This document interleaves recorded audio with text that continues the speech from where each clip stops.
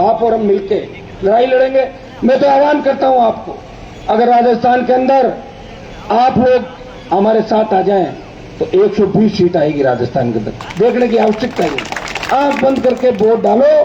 मारवाड़ की 43 की 43, शेखावाटी की 15 की 15, हनुमानगढ़, गंगानगर, बीकानेर से लेकर आपकी जितनी सीटें हैं ये 18, ये 6 चूरू, जयपुर से लेकर चित्तौड़ तक तमाम सीटें सिर्फ आप लोग और हम लोग एक हो जाए। मैं तो चाहता हूं कि विधायक आपके ज्यादा बने और मजबूत विधायक बने। विधायक बना के भी क्या कर लोगे? देखें आपने विधायक जो आपकी बात नहीं कह पाते, विधानसभा के अंदर बैठे रहते हैं, अगर नहीं बोल पाते तो कह रहे मैं तो बाहर जाके आ रहा हूं, चले जाते हैं। अपनी पार्टियों के खिलाफ बोलने की हिम्मत हर किसी के अंदर नहीं होती, और हिम्मत उन्हीं लोगों के अंदर होती है जो अपने कैरियर की चिंता नहीं करते। लोग कैरियर बनाने के लिए आते हैं राजनीति के अंदर। मैं कई लोगों को देखता हूं जो पहली बार एमएलए बने, जिनकी उम्र 25-30 साल है। मैं उनको कहता हूं तुम बोलते क्यों नहीं? बोले भाई साहब हमारा कैरियर तुम्हारा 2-3 दिन पहले तो सड़क पे था, बन गया होगा, आगे क्या रहेगा आगे नहीं रहेगा। चुनाव में जब दोबारा लोग वोट देंगे तभी तो कैरियर रहेगा। लड़ो, साथ दोगे तो आपकी कौम, समाज, किसान तमाम लोग याद रखेंगे। दुर्भाग्य से जो क्रांति राजस्थान के अंदर आनी चाहिए वो अभी तक राजस्थान में नहीं आई। आप देखिए देश के अंदर 25 से ज्यादा स्टेट होंगे जहां इस देश में आपके जो ज्यादातर राज्य हैं उनके अंदर तीसरे मोर्चे और क्षेत्रीय पार्टियां बन गई। कहीं तो कांग्रेस और भारतीय जनता पार्टी का आता पता ही नहीं। बीच में यूपी से दलित की बेटी मायावती लंबे समय तक मुख्यमंत्री रही, 2-3 समाजों को साथ लिया, फिर सपा रही, बीजेपी बहुत पीछे चली गई थी, कांग्रेस तो खाता ही मुश्किल से खोल पा रही उत्तर प्रदेश के अंदर। यही हालात कांग्रेस की बिहार के अंदर है। महाराष्ट्र से लेकर तमाम जो बड़े स्टेट है उसमें कांग्रेस और भारतीय जनता पार्टी वेंटिलेटर पे चली गई थी। वहां की क्षेत्रीय पार्टियों ने मजबूती से लोगों का साथ दिया, लोग उनके साथ थे। दुर्भाग्य से राजस्थान में क्षेत्रीय पार्टियां बनी नहीं। राजस्थान की कौन सी क्षेत्रीय पार्टी बताओ मुझे जो लंबे समय तक जिससे संघर्ष किया? ये राष्ट्रीय लोकतांत्रिक पार्टी राजस्थान की क्षेत्रीय पार्टी है। उपचुनाव लड़े, पालिका पंचायत चुनाव लड़े और तमाम जगह हर व्यक्ति को मौका दिया। आज हमारे मेघवाल समाज जो नागौर से प्रधान जी आते हैं वो राष्ट्रीय लोकतांत्रिक पार्टी के शेरगढ़ विधानसभा क्षेत्र, जहां किसी ने सोचा नहीं होगा कि आरएलपी की चामू में मेघवाल जो नरेगा के अंदर काम करती थी उसको प्रधान राष्ट्रीय लोकतांत्रिक पार्टी ने बना के देश में संदेश दिया। और प्रधान जी ने मुझे टेलीफोन पे कहा था कि यहाँ जब कहा कि साहब मेरी भी बनने की इच्छा, हम भी आए थे आपके यहाँ, तो मैंने कहा प्रधान जी बनने की इच्छा तो बना दे, क्या दिक्कत आ रही है? बोले साहब पैसे वैसे नहीं है। मैंने कहा आप चिंता ही मत करो, आप तो तैयारी करो। उनको प्रधान भी बना दिया, उनको बिठा भी दिया कुर्सी पे, सारा काम। क्या ये मैं ऐसे ही नहीं कह रहा हूँ, ये वो बातें जो रिकॉर्डेड बातें प्रयास का ही परिणाम है कि आप 2-3 घंटे इंतजार कर रहे हो, नहीं तो आप तो 15 मिनट नहीं करते किसी का इंतजार।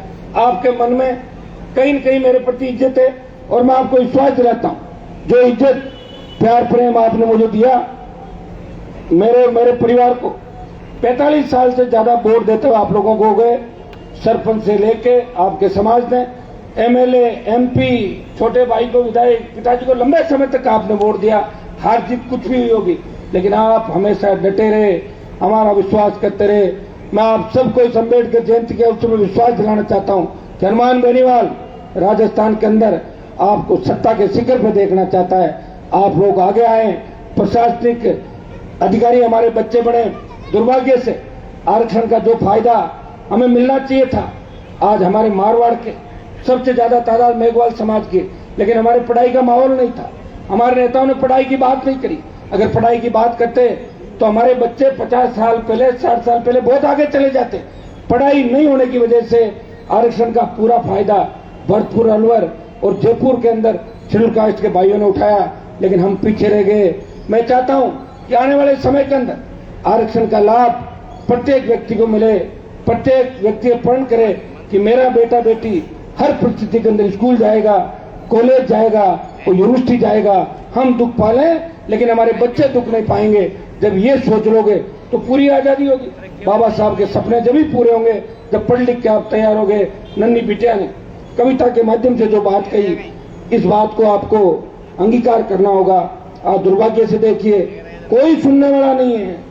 4 लोग मिल जाते हैं, कलेक्टर मिल जाता है, सत्ता पक्ष एमएलए एमपी मिल जाते हैं, उसके बाद कौन सुनने वाला है? तो भाइयों हमें हमारे लोगों को मजबूती देनी है जो आपकी बात को जयपुर और दिल्ली के अंदर मजबूती से उठा सके। मैं इतना ही विश्वास आपको दिलाता हूं, आने वाला समय आपका है। जो ऐतिहासिक कार्यक्रम आपने नगर परिषद के अंदर बाबा साहब की मूर्ति स्थापित करके एक मैसेज पूरे राजस्थान के अंदर दिया, देश के अंदर दिया, मैं बधाई देता हूं।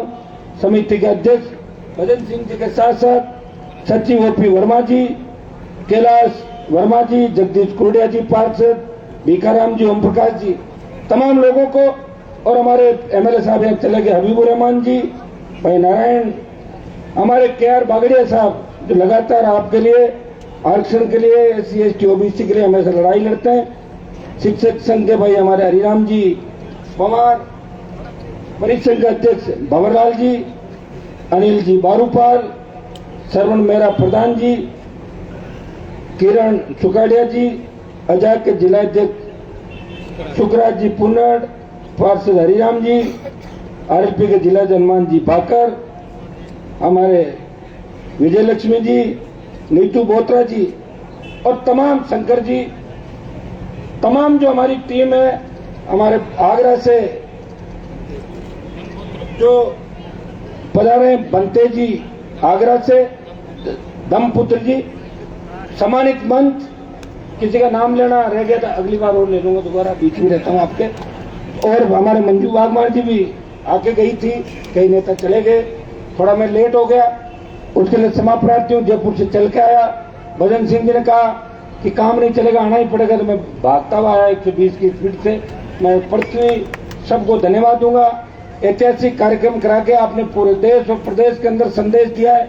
ये आप यहाँ बैठे जरूर हो, लेकिन पूरे देश के अंदर एक कार्यक्रम जा रहा है कि नागौर नगर परिषद सभागार के अंदर ये ऐतिहासिक कार्यक्रम हो रहा है, और इसके हजारों की तादाद में मैं इस बात का भी धन्यवाद दूंगा कि आप हजारों की तादाद के अंदर यहाँ पे आए हो। अगर एक खुला मैदान होता तो पता नहीं संख्या कितनी दिखती, लेकिन थोड़ा सा बीच में पेड़ पौधे और आने से अब यूं लग रहा है, लेकिन बहुत बड़ी तादाद के अंदर। और अभी आपने खाना भी नहीं खाया है, कई लोगों को गुस्सा भी आ रहा होगा कि हनुमान जी ने लेट किया, तो मैं उसके लिए तो क्षमा प्रार्थी हूँ। आपको विश्वास दिलाता हूँ कि आपके समाज के लिए हमेशा लड़ता रहूंगा। अपील भी करूंगा दूसरे समाजों से, जो शेड्यूल कास्ट हमारे SC ST के भाइयों पे जिस तरह अत्याचार बढ़ रहे हैं, उन पे कमी कैसे आए, बार बार हम मीटिंग भी लेते हैं, प्रयास भी करते हैं। मैं आपको भरोसा दिलाता हूँ आप सब सुरक्षित हैं, चिंता नहीं करें, थोड़ी हिम्मत रखें। हिम्मत के साथ इस लोकतांत्रिक व्यवस्था में कोई बाल भी बांका नहीं कर सकता, इतना विश्वास मैं आपको दिला सकता हूँ।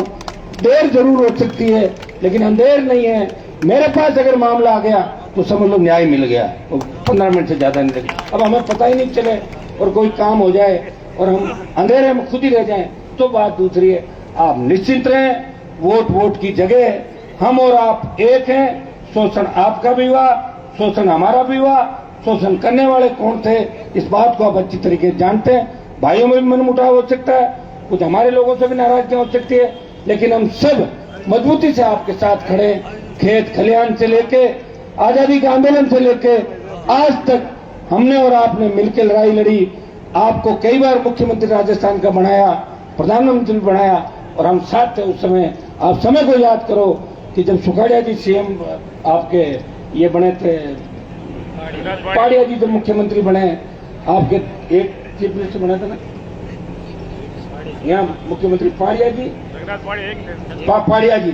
तो पाड़िया जी के उस समय बताते हैं कि हमारे 2 धड़े हो गए थे जाट समाज के, और एक धड़ा बोला हमारे तो पाड़िया जी को बना दो, हमारे वाले को मत बनाओ। यही था राम साहब। तो कितनी बड़ी बात आप बताओ। तो आपको CM बनवाए, PM बनाने में भी योगदान पूरा रहेगा, आप चिंता नहीं करें, हमेशा साथ रहेंगे। और अब की बात आप लोग मिलकर इस व्यवस्था को बदलो। जिस तरह का हालात राजस्थान के अंदर हुए, हर बत्ती आउट, पेपर आउट, बच्चों को तो भरोसा ही नहीं। मेरे को पूछते फोन करके, साहब पेपर आउट होगा कि नहीं होगा, हमें क्या पता होगा कि नहीं। तो मैं कहता हूँ वसुंधरा जी पूछ लो या अशोक जी पूछ लो होगा कि नहीं, उनका भी नंबर होगा, तो वो तो उठाते नहीं फोन। तो अब ये क्या बताओ, ये सवाल है कि साहब बताओ ये भर्ती तो सही हो जाएगी क्या? भरोसा ही नहीं लोगों का। ये भरोसा नहीं होने का कारण क्या है? ये व्यवस्था है, कौन बदलेगा इस व्यवस्था को? सरकार बदलेगी। सरकार कौन बनाएगा? आप बनाओगे। बच्चा घर से निकलता है, कब उसका मर्डर हो जाए, कब उसका अपहरण हो जाए, कब फिरौती मांगी जाए, और तो और हमारे विधायक सुरक्षित नहीं, सांसद सुरक्षित नहीं, मंत्रियों को धमकी। आप देखिए माफिया कितना बदमाशी से काम कर रहा है कि मंत्रियों को धमकी दे रहा है, विधायकों को दे रहा है, इतने पैसे दे देना नहीं तो जान से मार देंगे। तो आम आदमी कहां से सुरक्षित होगा? आम आदमी की सुरक्षा की गारंटी किसकी होती है? सरकार की। जब सरकारें खुद ही वेंटिलेटर पे होती है, पता ही नहीं कब फरमान जारी हो जाए, कब सरकार गिर जाए।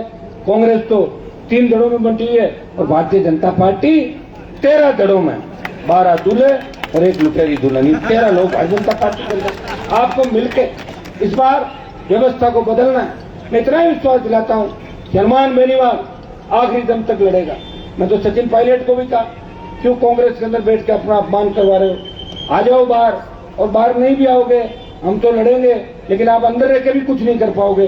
25-30 पे कांग्रेस सिमट जाएगी राजस्थान के अंदर, और गहलोत के नेतृत्व में चुनाव है तो 5 साल और कम कर लो, 25-30 में तो ज्यादा वोट नहीं मिलेंगे। ये विजयलक्ष्मी जी बैठी है कांग्रेस पार्टी की, इनको लग रहा होगा, लेकिन मैं तो ये मेरी भविष्यवाणी समझे आप। जिस तरह नागौर से कांग्रेस को भेज दिया था परमानेंट, आपकी जो जिद थी ये नहीं हो सकता, वो भी हुआ। उसी तरह मैं नहीं कह रहा हूं, ये राजस्थान का जवान, किसान, आम आदमी कह रहा है। अभी आचार संहिता लगने दो, आचार संहिता के बाद कांग्रेस के नेता गांव में नहीं जा पाएंगे प्रचार करने के लिए। तो मैं तो कांग्रेस के कई भाइयों को कहना चाहता हूं कि आचार संहिता तक तो मजे ले लो, और जैसे ही आचार संहिता लगे कूद के अपने अपने दलों में आ जाओ, अपने भाइयों के साथ आ जाओ, ताकि आने वाला समय ठीक रहे। ये हमारी लड़ाई नहीं है, हम तो जब चाहे एडजस्ट हो सकते हैं, हम तो चाहे तो दिल्ली में मंत्री बन जाओ, चाहे तो स्टेट तैयार पड़ा है। ये लड़ाई मंत्री की नहीं है, ये लड़ाई प्रदेश में व्यवस्था परिवर्तन की लड़ाई है। आम आदमी, गरीब आदमी को न्याय मिले, थाने तहसील कचहरी में उसका सम्मान हो, कर्ज मुक्त किसान, फ्री बिजली, टोल मुक्त राजस्थान। किस बात का टोल ले रहे हो? कौन हिसाब किताब देगा? कौन आपकी पैरोकारी करेगा? हम चाहते हैं डिग्री से पहले रोजगार की गारंटी हो। हमारे जो आज जमीनों का अधिग्रहण और आप भारतमाला बनाई, कितना पैसा दिया लोगों को? लाख रुपए, 1.5 लाख रुपए पर बीघा दिया भारतमाला का। क्या फायदा हुआ इसका? पंजाब के अंदर, हरियाणा, हिमाचल, इस साइड में देखो कितना मुआवजा भारतमाला का पंजाब के अंदर मिला। यहाँ कोई बोलने वाला नहीं है। जमीनें अधिग्रहित कर रहे हैं, सीमेंट प्लांट स्थापित हो रहे हैं, बाहर की कंपनियां आ रही है, जमीन सस्ती दर पे लैंड बैंक बना रहे हैं और अपने लोगों को मजा दिलवा रहे हैं। हमारे नेता क्या करें? कोई ट्रांसपोर्ट का ठेका ले रहा है, कोई अंदर कैंटीन खोल रहा है, कोई एमएलए साहब दूसरा काम कर रहे हैं, एमपी साहब दूसरा धंधा कर रहे हैं। तो जब बेच रहे हैं हम सब मिलके, तो कोई रखवाड़ा नहीं है। हमें सोचना होगा, और बाबा साहब ने जो अधिकार आपको दिए, इन अधिकारों का फायदा कैसे उठाएं, ये अधिकार